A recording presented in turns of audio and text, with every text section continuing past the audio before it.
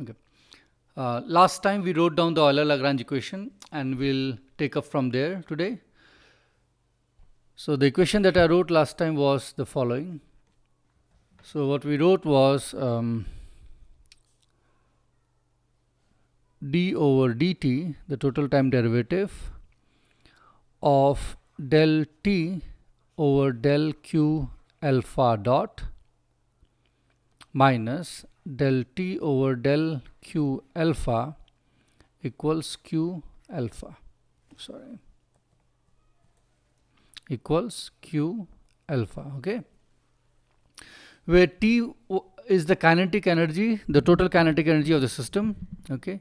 So you sum up over the kinetic energies of each individual particle of the system, and that's what gives you the total kinetic energy. And because here you have derivatives involved with respect to q alpha and q alpha dot, you clearly have to express your T not in terms of Cartesian coordinates, but in terms of generalized coordinates. That's one thing. Okay. Second is you have q alpha on the right, which we wrote down explicitly last time as fi dot del ri over del q, del ri over del q alpha. That's correct. Okay, so let's start from here. Let's assume now that the forces that are present in the which are acting on your system, they are all conservative forces, meaning you can express those forces as the gradient of some scalar potential. Okay, so you can write down a potential energy which will be a function of all the coordinates r1, r2 and so forth, rn. Okay, and you will be able to express the fi's as gradients of them. So that's what we want to write down now. So let's say we have conservative forces operating on the system. Okay,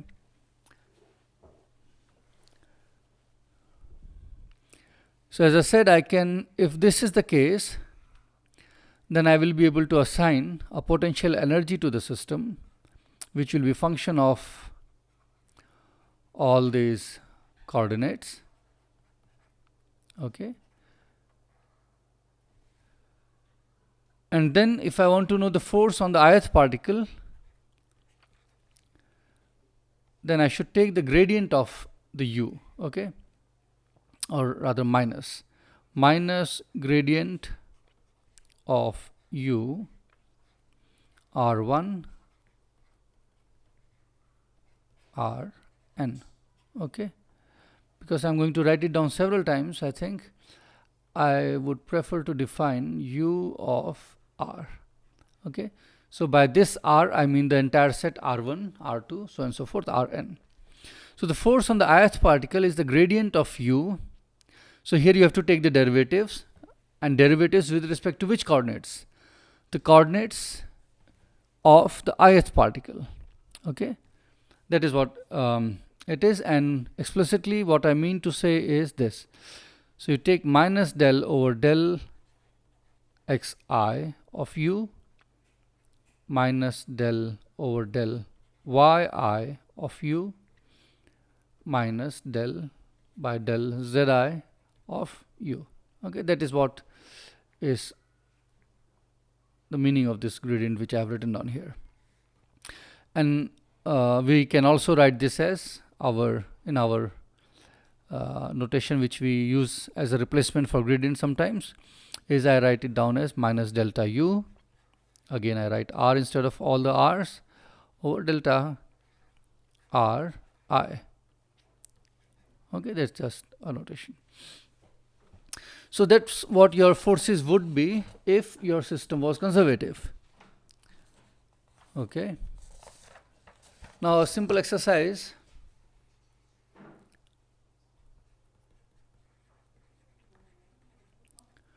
Show that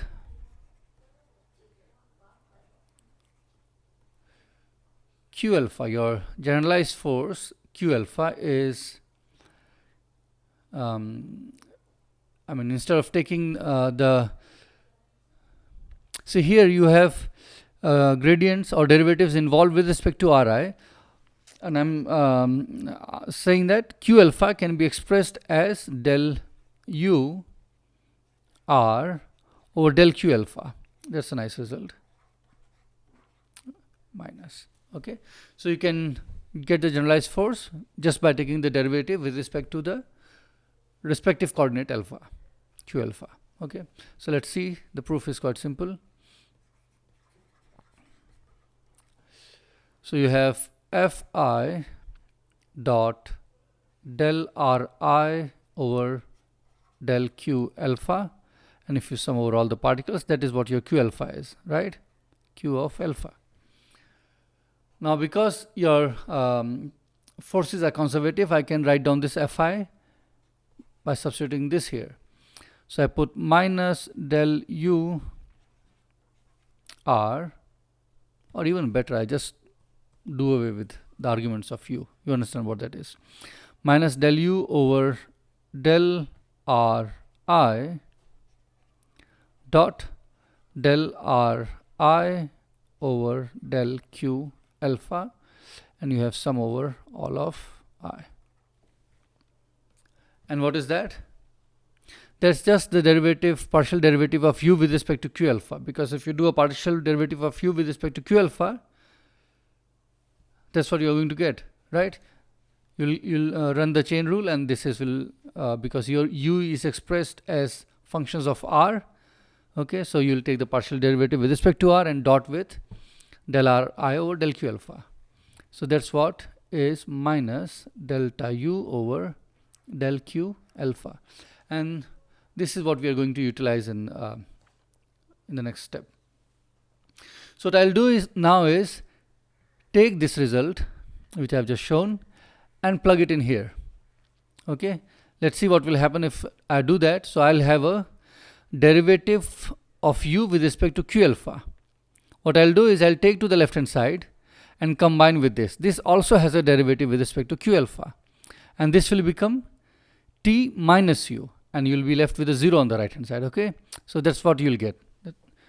So let's see. So I get delta T over delta Q alpha dot, and you had d over dt, minus delta over delta Q alpha, and as I said, I'll bring T, and T was already here. I'll bring the U from the right hand side to the left hand side, and that's what you get. Okay, now before I define, let me say something else.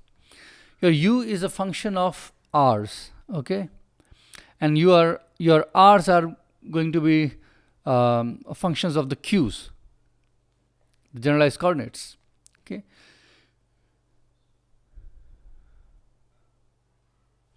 which means when you go from R to Q, your U becomes a function of U of Q alphas, Q's, okay, generalized coordinates. It doesn't become a function of generalized velocities. In this transformation, velocities are not involved from going from R to Q's, okay, which means derivative of U with respect to the generalized velocities is 0, okay, because this transformation from Cartesian to generalized will not bring in the generalized velocities.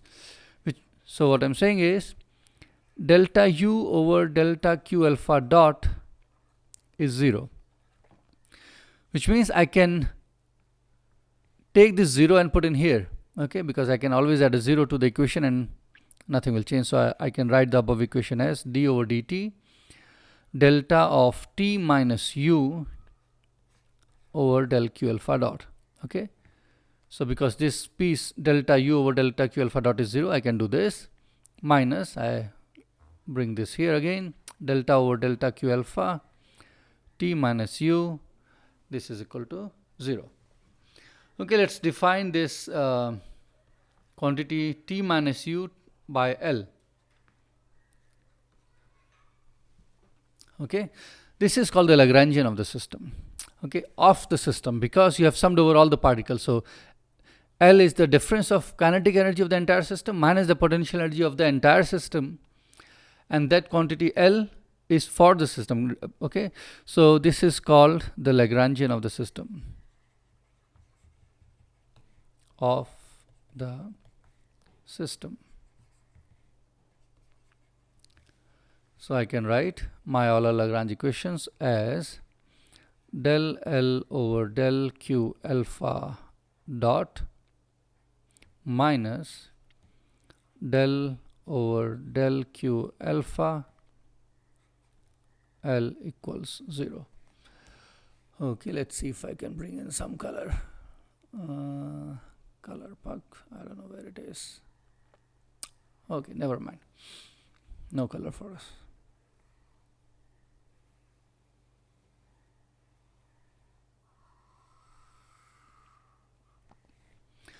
Usually people call this as Euler-Lagrange equation, but we will call the previous one also, which had a Q alpha on the right hand side, also as the Euler-Lagrange equation.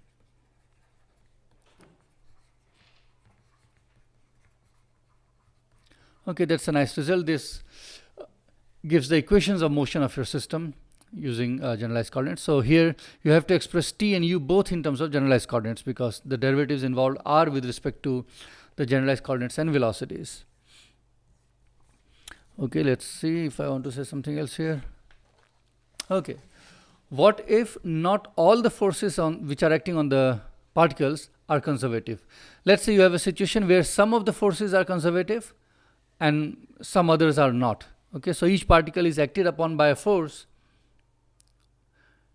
a part of which is conservative, so you can assign a potential energy, and a part of which is not conservative. Okay, if that is the case, it's clear what we can do. We go back to this equation here, right? That was our starting point, and I split the Q alpha into two parts, one involving only the forces which are conservative, and I bring it to the left as I did just now, so that I define a Lagrangian of the system involving the potential energy, okay, T minus U, and whatever forces are not conservative, I leave them behind on the right hand side. Okay, so your equation in that case would become the following. So if, let's say, conservative and non-conservative forces are present together, or simultaneously, TOGETHER, that's correct. Okay, in that case, as I said, I will take d over dt del T over del Q alpha dot minus del T over del Q alpha equals Q alpha.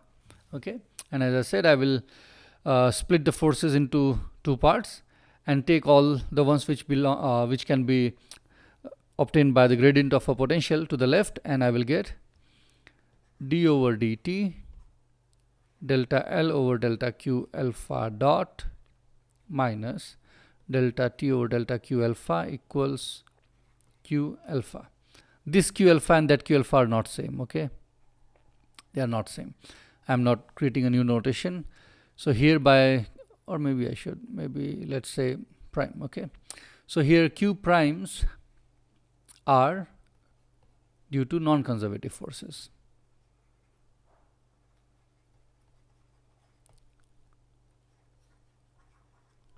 Okay, you can think of various situations in which you will have such a possibility. This is L. Okay, good. So now that we have equations of motion, let's get some very simple examples to get an understanding of how to work with these equations. And the simplest thing you can imagine is always a free particle. So imagine a free particle that's moving freely in space, no forces are acting.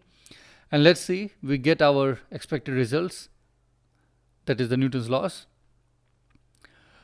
which will say that the acceleration in any of the directions x, y, or z will be 0. Okay, so that's what the example we are going to take now.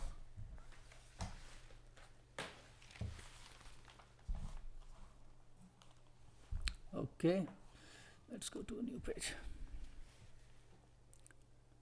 Example,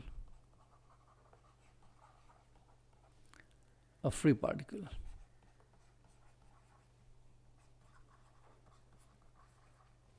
Okay, if the particle is free, then clearly the potential energy involved is 0. Okay, there's only one particle and there are no forces on it. It's free. What's the kinetic energy? Kinetic energy is half m v square, which is x dot square plus y dot square plus z dot square. That's your kinetic energy. And to plug in my equations of motion, I should calculate my Lagrangian first, which is t minus u, which is t in this case.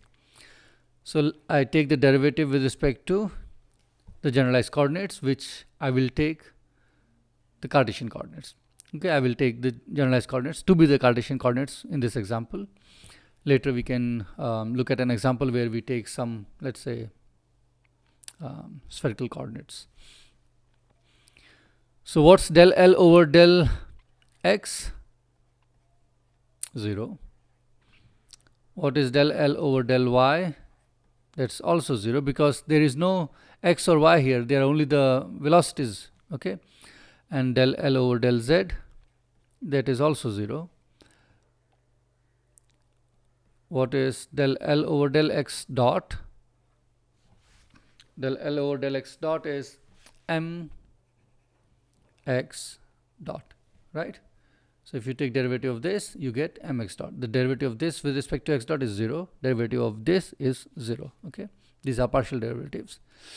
Del L over del y dot, again my dot, and del L over del z dot, this is a dot here, is mz dot. Now I take the total time derivative of del L over del X dot, all the three. Okay, so d over dt delta L over delta X dot. So I have to take the total time derivative of this, which will be mx double dot. Okay, and x double dot is the acceleration in the direction x, and similarly you will get, okay, my double dot when you take derivative with respect to the corresponding one here for y, and similarly mz double dot. Okay, so what's your Euler-Lagrange equation? That is d over dt del L over del X dot minus del L over del X equals 0. So this minus this, right? So this piece minus that piece is equal to 0. So I get mx double dot minus 0, because this is 0, is equal to 0. My double dot equals 0, mz double dot equals 0. So we get our Newton's equations for free particle, which is what we should expect. Now imagine if the particle was not free. Okay, let's say it was acted upon by a force. Okay, let me do it here itself. Let's say there is a force F. So let me not invoke potential right now. Let me just work with the generalized forces. So my generalized force Q x would be Fi dot, remember what that would be, delta R over delta X. Okay, remember Fi dot delta R over delta Qi. Now Qi is X here, and I should sum over all the particles, but there is only one particle, so this is what it is. And what is this? F dot delta R over delta X. So what is your R? R, vector R is the position vector, right? So the S component of it is X. So delta X over X is the unit vector in X direction. So it's, let's say, X hat, which is Fx. Is it clear? So delta, so let's say R is X, Y, Z, right? So if I take the derivative of r with respect to x, okay, this is what you are going to get. You are going to get 1, 0, 0.